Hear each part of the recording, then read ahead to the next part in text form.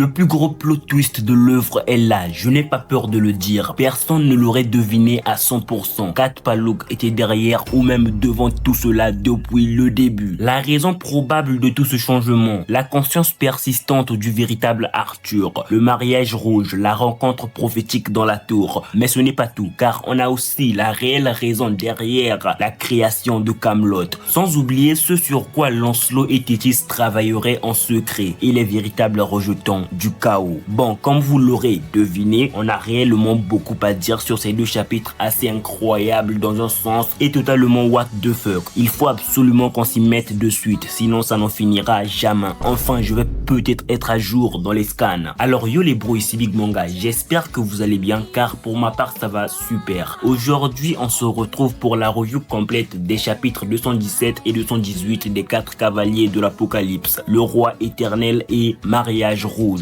Deux chapitres assez riches en révélations, en plot twist et tout. On y découvre par exemple la remise en question des périls, Pellegarde toujours aussi courageux, les enfants possibles du chaos, la réelle identité du faux roi Arthur, l'explication derrière, le mariage tant attendu entre Arthur et Guenièvre et surtout la rencontre prophétique dans la tour enfin concrétisée. Bref, deux chapitres denses, complets et surtout ultra importants pour la suite du récit. Alors comme d'hab, installez-vous confortablement et partons ensemble découvrir ces chapitres totalement dantesques. J'espère sincèrement que la vidéo vous plaira. Si avant d'aller plus loin, vous connaissez la chanson, pensez à liker, à partager, à vous abonner si ce n'est pas encore fait, même si perso je sais que c'est déjà fait putain. Et surtout, lâchez vos avis et tout dans les commentaires. Je vous lis et essaie de tous vous répondre. Sur ce, je ne vous embête pas plus. Bonne vidéo à toutes et à tous. Let's go! Alors, on attaque direct avec une page cover assez incroyable d'Arthur entouré de ces monstres chaotiques. Perso, j'ai kiffé la page, n'hésitez pas à partager vos ressentis. Mais le chapitre démarre véritablement avec un retour à Camelot. Les 4 périls se réveillent enfin après l'attaque de Lancelot sur eux et sa route scintillante monstrueuse portée au fragment chaotique d'Arthur qui les contrôlait ou simplement qui bloquait leurs souvenirs. Ce fragment, maintenant gravement affaibli à cause de l'attaque, ne peut plus contrôler leurs esprits efficacement. Il ne peut plus exercer le lavage de cerveau sur eux. Ces derniers récupèrent ainsi leur libre arbitre, leurs souvenirs et une lucidité totale pour la première fois depuis très longtemps. Ironside réalise alors que les paroles de Diodra, quand il lui disait qu'il s'était fait avoir, qu'il lui demandait pourquoi il avait oublié, tout ça était vrai. Pellegarde lui reste choqué d'avoir pu oublier sa femme et même Percy, celui qu'il considère comme le fils qu'il aurait voulu avoir vu que son fils était mort. Un truc absolument invraisemblable pour lui. Mais Bertholep, même s'il a lui aussi subi un lavage de cerveau comme ses compères, oubliant même sa propre fille au passage, leur rappelle direct leur devoir envers Arthur, car il leur a prêté à eux, sa troupe d'élite, une part de son pouvoir chaotique, une épée surpuissante leur permettant hypothétiquement de défendre ce royaume idyllique qu'ils affectionnent tant. Sauf que bien sûr, les deux autres ne voient pas cela du même œil, car si pour protéger ceux qu'ils aiment, ils doivent justement les oublier, c'est un peu trop cher payé à leur goût. C'est une sorte d'épée à double tranchant dont ils n'ont jamais eu mention à la base. Ainsi, cette soi-disant protection, au final, n'a plus vraiment de sens pour eux. Waroldan arrive ensuite dans la salle assez mal en point, appuyé sur son bâton pour rester debout. Elle leur fait comprendre sans détour qu'ils se sont fait berner comme des idiots. On apprend aussi d'elle que c'est la première fois depuis grave longtemps, probablement depuis la création du royaume éternel ou du moins leur chaotification à elle et Bertholep, qu'ils se parlent tous avec un esprit totalement sain. Elle, qui a déjà frôlé la mort à cause de la force démentielle de Percy durant l'arc des fées, ne trouve pas cela cher payé vu ses actes sous l'influence du chaos. Ce qui prouve directement que sans le chaos en elle, le sort Nalula Dimala de Percy l'aurait sans aucun doute tué sur le coup. Et ça prouve aussi que les êtres influencés par le chaos ou ayant un fragment chaotique en eux ne dépendent pas directement des esprits de vie pour vivre, comme je le disais déjà. Et aussi en revenant juste sur ce que Waroldan vient de dire, vraiment là, Percy veut vraiment continuer à nous faire croire que si la volonté de vivre de celui qui subit le sort est trop fort, ça peut ne pas marcher. Pas nous Percy. Elle leur fait comprendre aussi qu'ils devraient remercier Lancelot lorsqu'ils le verront, car en attaquant le fragment chaotique qui était en eux, avec une puissance aussi phénoménale, il l'a affaibli juste assez pour leur rendre la raison, même si ce n'est que temporaire. Sans lui, cette conversation n'aurait jamais vu le jour. autre. Et là, forcément, les questions commencent à fuser. Quelles étaient les véritables intentions d'Arthur? Pourquoi leur avoir fait ça? Pourquoi les manipuler de cette manière? Bien sûr, Berthollet tente encore une fois de plus de défendre son roi. Pour lui, Arthur doit forcément avoir une raison assez béton et logique derrière cela. Car un être dont le but est de sauver l'humanité et qui a même créé ce royaume idyllique qu'est Camelot, où tous les humains vivent dans le bonheur absolu, ne peut pas être le monstre sans cœur qu'ils décrivent. Mais Pellegarde, lui, n'est clairement pas du même avis. Car même s'ils essayent d'expliquer toutes les actions mauvaises d'Arthur par son but idyllique, lui se souvient très bien du roi qu'il connaissait et qu'il servait. Ce roi-là n'aurait jamais écrasé la dignité de ses chevaliers les plus fidèles juste pour atteindre un tel objectif. Il n'était pas aussi cruel, pas aussi froid. Il était littéralement une sorte de messie dans ce verse, avec une gentillesse tout bonnement inhumaine. Et même en mettant tout cela de côté, en se disant bon, c'est pour le bien de tous, ça passe, il reste un problème énorme. Car même s'ils ne veulent pas le voir ou l'accepter clairement, un seul faux pas, une seule erreur de leur part et ils auraient pu être forcés de tuer ces mêmes êtres chers qu'ils voulaient protéger en acceptant ce pacte chaotique, vu qu'ils les avaient oubliés. C'est donc totalement insensé. Alors maintenant, ils veulent connaître les vraies intentions de leur roi, parce que là, plus rien n'est normal, plus rien n'est acceptable. Aussi, petit aparté rapide, j'ai vu des gens parler de rédemption pour les périls sous prétexte qu'ils ont été manipulés. Et franchement, j'ai juste une simple question. Est-ce le chaos qui a poussé Ironside à aller sur le doigt divin pour tuer son propre père et essayer de buter son fils adoptif, ou même de tuer Percy durant l'arc Sistana? Bah perso, je pense pas. Ce n'est clairement pas cela. Ironside est sans nul doute foncièrement mauvais. Même si vous voulez l'absoudre en expliquant tout ça par son amour pour son fils, ses actes ne peuvent pas vraiment être justifiés. Et en plus, Guenièvre a déjà annoncé qu'il mourra dans les bras de son fils en pleurs. Perso, j'ai déjà la vision sur ce qui pourrait se passer. Mais juste, sachez qu'Ironside, tôt ou tard, devra passer l'arme à gauche. Il n'y aura aucune rédemption pour lui. Du moins, si Nakaba a toujours en tête cette prophétie. Pour ce qui est des trois autres, je reste assez mitigé. Pellegarde, par exemple, pour moi, c'est clairement le seul qui mérite vraiment de survivre. Mais bon, pour ce qui est de Waroldan et Berthollet, c'est en jamais.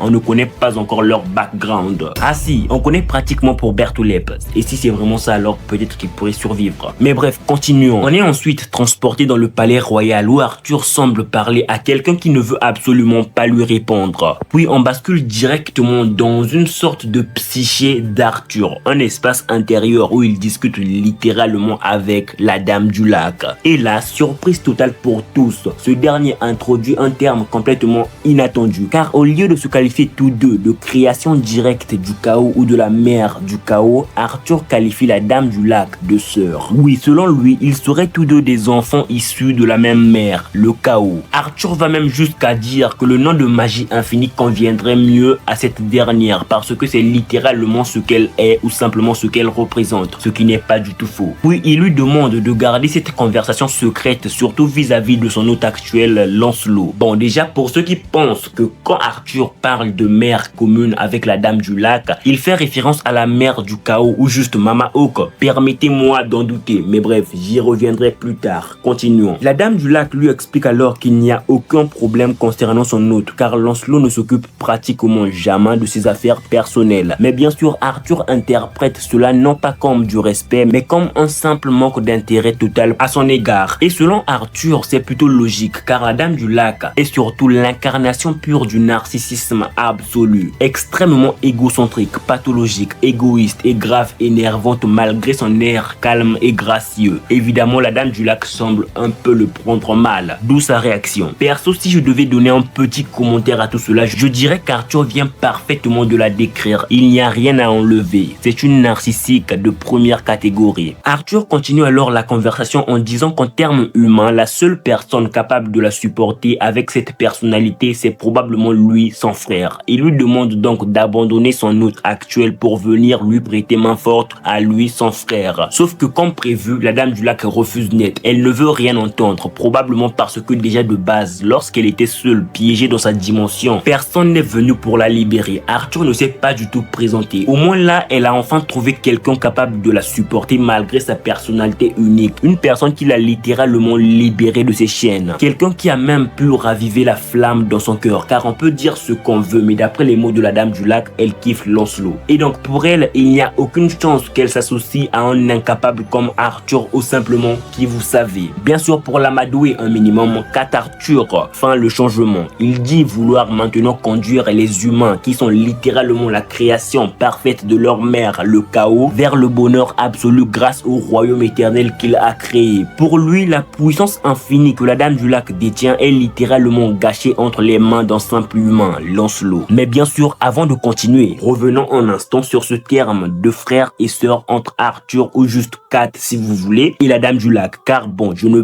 peux pas continuer sans vous éclairer là-dessus. Ça en va de mon devoir en fait. Alors déjà, je pense qu'il faut comprendre un truc simple. D'après ces dires, le créateur des humains et leur créateur à eux deux, c'est la même entité, le chaos. Avec cette seule info, perso, je pense que l'idée que ce soit, comme certains le pensent d'ailleurs, la mère du chaos ou Mama Hawk qui les aurait tous deux créés, est assez incohérente. La mère du chaos est pour rappel la forme scellée du chaos. Or, on sait tous depuis Steven Deadlysins que Kat a autrefois défié le chaos originel, son créateur réel, et qu'il a perdu la bataille. Alors, comment aurait-il directement pu défier cette entité s'il a été créé par sa forme scellée? Ça ne tient pas trop la route selon moi. Perso, j'ai donc pratiquement plus aucun doute. L'entité qui les a créés, c'est le chaos directement. Maintenant, pour ce qui est des divinités primaires de ce verse, la question c'est, est-ce qu'elles aussi sont des enfants du chaos? Honnêtement, même si ce serait assez logique, j'aurais tendance à en douter, surtout à cause de leur nature même. Laissez-moi m'expliquer. Car oui, les divinités représentent certes des aspects nets du chaos, mais pas forcément dans leur essence profonde. En fait, si on suivait strictement la logique chaotique, la divinité suprême qui représente directement le blanc aurait dû être naturellement bonne, et le roi démon représentant le noir aurait dû être naturellement mauvais. Mais Nakaba nous a bien montré que ces deux-là sont pratiquement identiques en termes de personnalité. Ils ont la même façon de penser, pratiquement les mêmes objectifs et la même vision du monde. Et c'est justement là qu'ils se distinguent complètement de Kat par exemple. Car Kat, lui, c'est l'incarnation de la malveillance pure. Il n'a aucun bon côté, aucune nuance. Il est né pour détruire. Il ne peut rien faire de bien sans que ça ne se transforme en mal. C'est l'incarnation du mal à l'état pur, point. Et la Dame du Lac de son côté représente quasiment le narcissisme absolu. En termes de personnalité, elle est juste énervante de fou. Et qui plus est, elle possède même une magie infinie qui souligne clairement cette supériorité qu'elle se donne par rapport aux autres, ce qui colle parfaitement à sa nature chaotique. Mais alors, connaît-il réellement des divinités? Pourquoi n'ont-elles pas des personnalités aussi marquées, aussi cohérentes avec leur titre? Pourquoi elles ne sont pas autant en accord avec leur essence supposée? Sans vous mentir, perso, c'est ce qui me fait tiquer lorsque j'essaie de me dire qu'eux aussi sont des enfants directs du chaos, tout comme Kat et la Dame du Lac. Et qui plus est, si vous avez besoin d'un autre contre-argument là-dessus, la Dame du Lac ne peut pas se créer des êtres ou une race ou même avoir d'enfants, d'où son isolement total. Or, les divinités, eux, ont pu donner la vie et même créer leur propre royaume à l'image du chaos. Mais bon, sait-on jamais. Peut-être que je ne fais que débiter des conneries jusque-là. Mais bien sûr, n'hésitez vraiment pas à partager vos avis et tout dans les commentaires. Ça m'intéresse de zinzin. Aussi, pour plus de précision, on peut penser ce qu'on veut, mais ce terme d'enfant n'a été introduit qu'ici. Avant ça, les divinités ont toujours été vues comme des créations du chaos qui ont eux-mêmes aussi créé leur propre monde. Et surtout, ces derniers sont influencés par la vie et la mort, vu que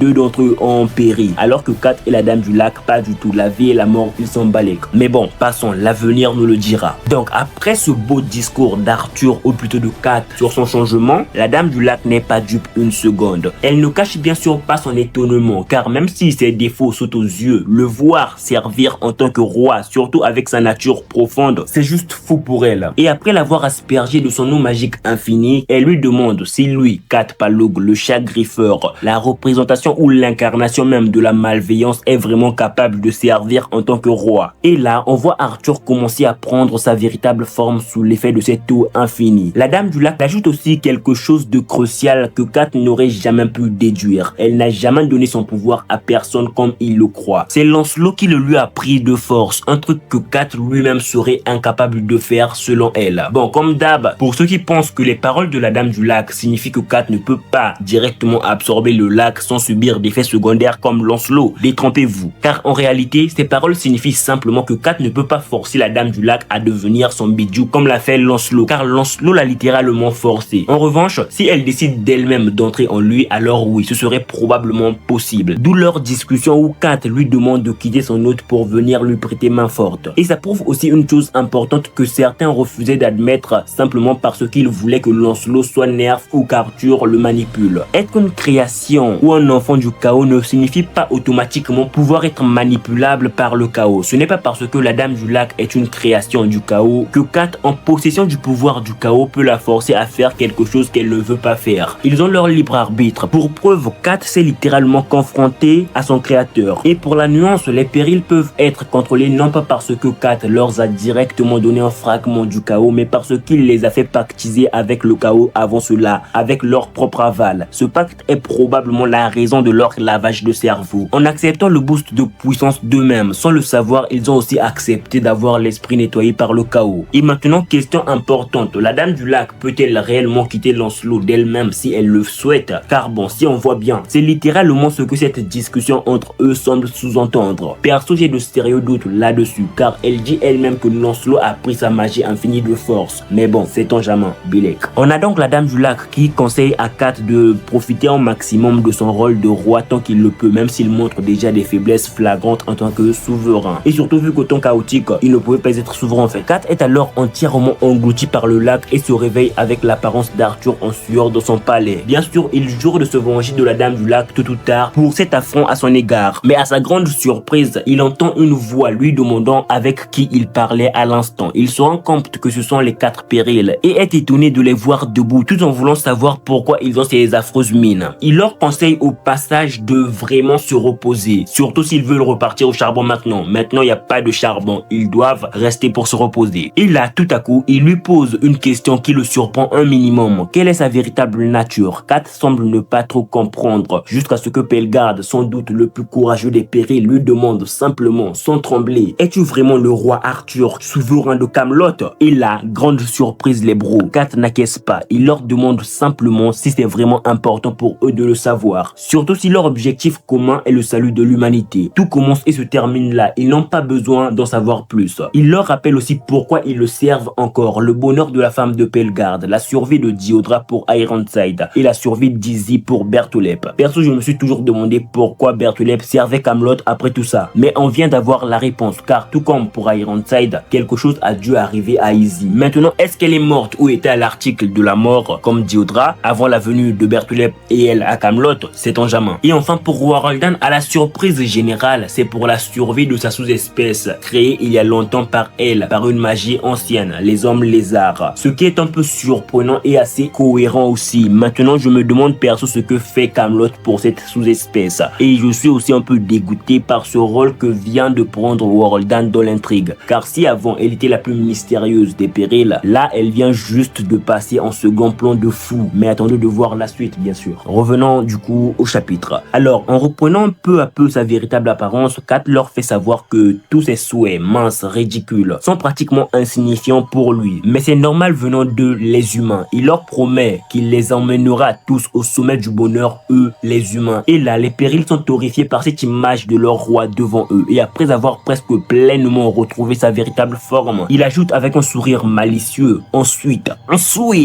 puis après avoir enfin repris entièrement sa véritable forme de chat monstrueux, Kat leur annonce avec malice, presque joyeusement, que lorsqu'il l'aura fait goûter aux humains peuplant Camelot le bonheur absolu, il ne laissera tout simplement rien, aucune trace, rien du tout. Britannia, le monde, absolument tout, il détruira l'ensemble, parce que c'est son seul et unique désir. Et le pire, il en a hâte de voir comment tout cela va se dérouler. Hâte surtout de voir le visage horrifié des humains quand ils perdront absolument tout, juste après avoir goûté au bonheur parfait. Bien sûr, pour ceux qui, comme d'habitude, comprennent de travers, non, Kat ne dit pas qu'il va directement tuer d'un coup tous les humains qui sont venus à Camelot. Ce qu'il dit ici est bien plus cruel. Son but est de leur offrir le bonheur avec le retour de leurs proches perdus et tout, puis de détruire ce bonheur pour savourer leurs expressions de terreur et de désespoir. Et ensuite seulement, peut-être après cela, il les détruira eux aussi, pour amener tout au néant. Les périls n'en croient pas leurs yeux. Ils se demandent vraiment si c'est Arthur qu'ils ont devant les yeux. Mais Pellegarde, encore une fois, non, ce perso il est fou. Alors, ce dernier refuse littéralement d'y croire. Pour lui, leur véritable seigneur ne pourrait jamais être un monstre pareil. Non, le courage de Pellegarde était à écrire dans les livres de science, je sais pas, d'histoire. Ouais, voilà. Et donc, pour le calmer un minimum, maximum, Kat augmente l'emprise du chaos sur eux et il confirme les doutes de Pelgard en faisant savoir que oui, il a raison, il n'est pas Arthur. Car il y a 18 ans de cela, Arthur a utilisé le pouvoir du chaos pour l'absorber en lui et vaincre la menace qu'il représentait. Un choix incroyablement stupide selon Kat, car étant dans son corps et n'étant pas réellement un être basique, il est quasiment comme il le dit lui-même, un rejeton du chaos. Il a ainsi commencé à agir comme une véritable maladie ou une anomalie. Il a lentement commencé à dévorer le pouvoir du chaos d'Arthur possédait et même le corps d'Arthur lui-même. Son seul et unique regret, c'est que Merlin les ait séparés avant qu'ils ne puissent totalement engloutir Arthur. Bien sûr, il les garde tous deux pour plus tard, sachant qu'il s'était enfoui après cela. Et c'est ainsi que Camelot et tout le reste a été laissé à sa merci, ou juste qu'il a eu cette idée brillante de prendre l'apparence et la personnalité d'Arthur et tout en créant ce royaume. Ainsi, pour l'instant, il veut simplement s'amuser avec ce qu'il a. Bien sûr, après avoir totalement pris le contrôle des périls grâce au chaos qui est en eux, il leur annonce qu'ils doivent tous se réjouir pour lui lorsqu'il épousera la reine Guenièvre à leur cérémonie de mariage, tout en montrant un sourire malicieux à cela. Et c'est là que prendra fin ce chapitre. L'on n'est plus what the fuck, je vous dis. Un chapitre incroyable, complètement inattendu. Et des fois, faut pas se mentir les bros. Même si certains pouvaient le supposer comme beaucoup le disent, je pense que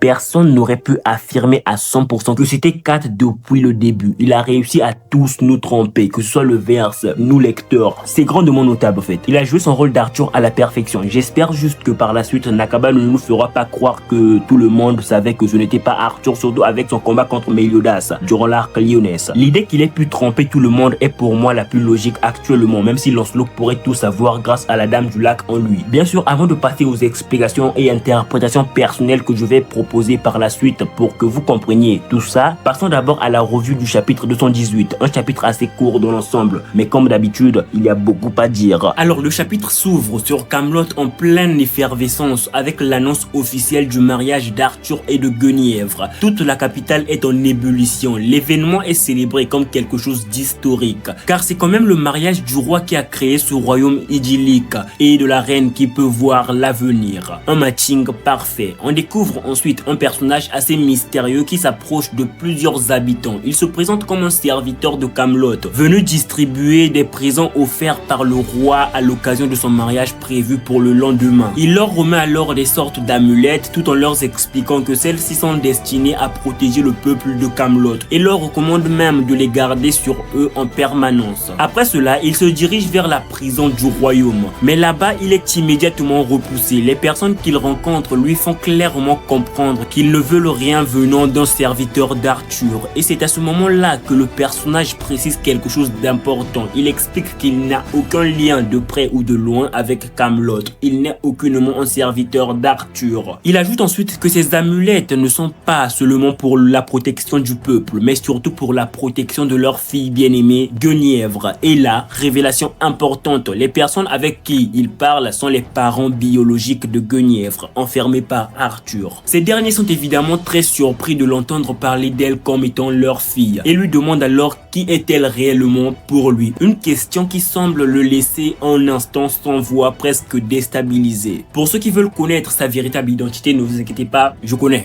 On passe ensuite directement au jour du mariage. Les habitants de Camelot sont en fête. Certains affichent même une forme de jalousie, mais surtout un immense espoir. Beaucoup pensent qu'avec Arthur et Guenièvre comme dirigeants, la paix éternelle sera enfin garantie pour eux. Puis vient le moment tant attendu. Le roi et la reine apparaissent pour leur parade nuptiale. La foule explose d'enthousiasme, acclamant leur roi bien-aimé et leur nouvelle reine âgée de seulement 14 ans. Arthur prend alors la parole, demandant au peuple d'être témoin de ses actes, leur promettant paix, sécurité et tranquillité dans ce royaume qu'il décrit comme idyllique et parfait. On remarque aussi les 4 périls présents tout autour, veillant sur la cérémonie. La double page est d'ailleurs vraiment magnifique, visuellement très forte et volontairement rassurante en apparence. Arthur ne cache pas son étonnement en voyant le visage de Guenièvre. Elle affiche un sourire presque trop calme et forcément il se demande pourquoi. S'est-elle réellement résolue à l'accepter comme époux? A-t-elle fini par se soumettre à cette union? Mais Guenièvre, sans aucune pincette, lui rappelle immédiatement la réalité. Elle lui rappelle ce qu'il a fait à ses parents, à ses proches et surtout elle lui fait comprendre que si tout cela n'était jamais arrivé, ce mariage n'aurait probablement jamais vu le jour. Une remarque qui fait sourire Arthur parce que justement c'est exactement elle, la Guenièvre qu'il connaît. Alors qu'elle salue la foule tous heureux et enthousiastes, Elle ne cache pas la vérité, c'est probablement pour elle le pire jour de sa vie. Elle ressent une colère immense, profonde, qu'elle essaie tant bien que mal de masquer. Elle fait donc clairement comprendre à Arthur de ne rien espérer d'elle. Ce mariage n'existe que pour la forme. Il n'y aura aucune vie conjugale entre eux, jamais.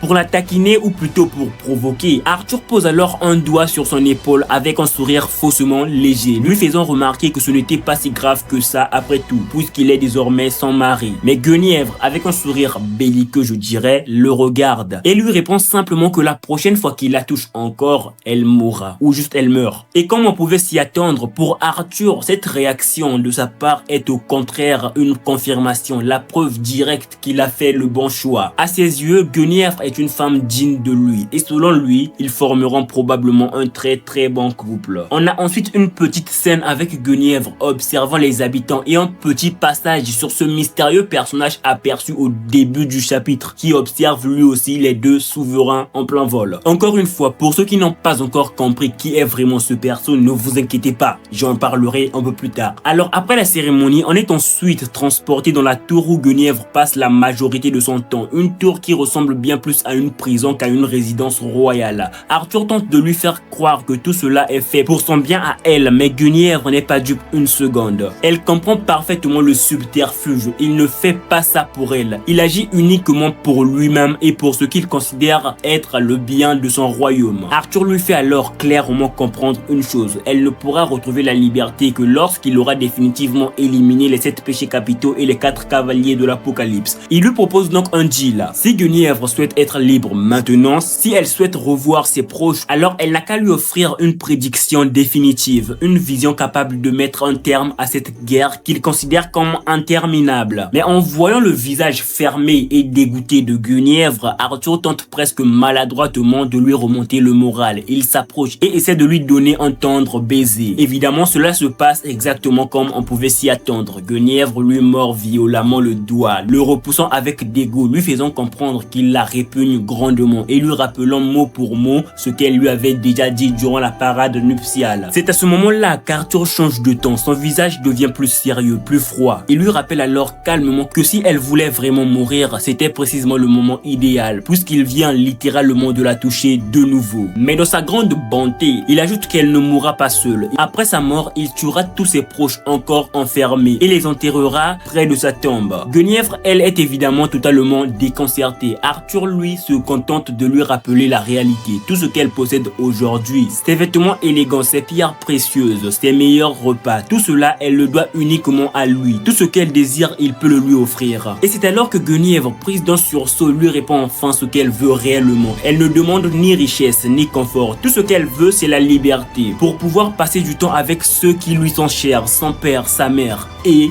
elle s'interrompt brusquement, elle comprend qu'elle est allée trop loin. Mais Arthur, désormais intrigué, veut savoir qui venait après ses parents, qui venait d'apparaître dans son esprit à cet instant précis. Il lui fait alors comprendre son détour que peu importe la personne à qui elle aurait été promise dès la naissance ou qu'elle aimerait en secret, elle est désormais sa femme à lui et c'est la seule chose qui compte. Même s'il n'y a pas d'amour entre eux, si jamais elle cachait un amant secret, alors il le trouvera et le tuera devant ses yeux de la manière la plus cruelle possible. Guenièvre reste totalement sous le choc. Arthur, lui, se contente de prendre congé, affichant un sourire mesquin, presque satisfait de la situation. Il lui souhaite alors sans la moindre gêne de passer une excellente nuit et cette fois, il ne s'en cache même plus. Au moment de partir, dos tourné à Guenièvre, il reprend brièvement sa véritable apparence. Et c'est à cet instant précis qu'on voit apparaître Lancelot à côté de Guenièvre. Celle-ci, pourtant, ne semble pas du tout capable de le voir clairement, même si certains probablement mal compris cette scène, je pense. Lancelot lui demande alors simplement d'attendre encore un tout petit peu. Guenièvre, un peu étonné, lui fait remarquer que ce n'est pas très gentil de venir voir en secret la femme d'un autre. Mais rapidement, elle craque. En larmes, elle lui avoue que même si elle savait depuis le début que tout cela allait arriver, elle aurait malgré tout préféré épouser Lancelot, le seul homme qu'elle aime réellement. Sans dire un mot, Lancelot la prend alors dans ses bras, tentant simplement de la réconforter un minimum. Et c'est sur cette scène chargée d'émotions que le chapitre se termine. Un chapitre assez beau dans l'ensemble, mais aussi juste pour éviter toute confusion, car je je sais bien que certains ont mal compris tout au long de cette scène entre les deux. Lancelot utilise en permanence la technique zéro signe. Et même lorsqu'il prend Guenièvre dans ses bras, il reste probablement sous cet état. Ban l'a déjà montré par le passé avec Lancelot. Même en zéro signe, il est possible de toucher quelqu'un. Selon moi, à aucun moment Lancelot n'apparaît réellement devant elle. Et heureusement je dirais, car s'il s'était manifesté surtout sous sa véritable forme, alors qu'Arthur est juste dans les parages, il l'aurait directement repéré. Ce simple détail est essentiel pour comprendre la scène. Maintenant, pour ce qui est de l'identité du personnage mystérieux vu au début du chapitre, il n'y a en réalité aucun doute possible. C'est Lancelot. Et si vous voulez une preuve simple et efficace, regardez juste les sacs qu'ils portent tous les deux. Ce sont exactement les mêmes. Ces amulettes qu'ils partagent aux habitants de Camelot sont probablement ceux sur quoi lui et Thétis travaillent en secret, comme l'a énoncé Méliodas. Probablement des sortes de téléporteurs pour qu'ils puissent peut-être éviter la destruction de Camelot ou du moins de son peuple. Ah, j'allais oublier un point essentiel. Beaucoup se demandent encore pourquoi dans l'œuvre personne ne semble réellement choqué par le mariage d'un Arthur dans la trentaine avec une fillette d'à peine 12 ans. Et la réponse est en réalité assez simple. Ce short que j'ai fait l'explique parfaitement, donc je ne vais pas m'attarder là-dessus. Allez voir le short. Car oui, il y a une logique interne à l'œuvre, même si ça reste dérangeant pour nous lecteurs du 21e siècle. Je pense que j'ai tout dit, mais bien sûr, si vous avez d'autres questions concernant ce chapitre, n'hésitez pas à les poser. J'essaierai sans doute d'y répondre de la manière la plus claire et la plus honnête possible. Aussi, pour ceux qui pensent à un possible couple Lancelot-Guenièvre, il faut remettre les choses à leur place, les gars. À l'heure actuelle, selon moi, bien évidemment, il n'y a littéralement rien entre les deux. Lancelot, lui, la voit simplement comme une fille assez étrange, et Guenièvre, elle, est attirée par Lancelot uniquement parce qu'elle connaît leur futur à eux deux. Elle sait qu'ils s'aimeront dans le futur. Sans son pouvoir de prédiction, il n'y aurait aucun amour entre eux, du moins pour le moment. Ils ne deviennent amants véritablement que bien plus tard. Et d'après sa prophétie, je dirais que les sentiments pourraient éventuellement naître du côté de Lancelot environ 1 an plus tard, au moment de leur premier supposé baiser. Mais actuellement, on ne peut absolument pas parler d'une relation entre les deux. Voilà, c'était important de le rappeler parce que je sais bien que certains, vous connaissez. Bon, après cela, je devais normalement vous donner l'explication la plus cohérente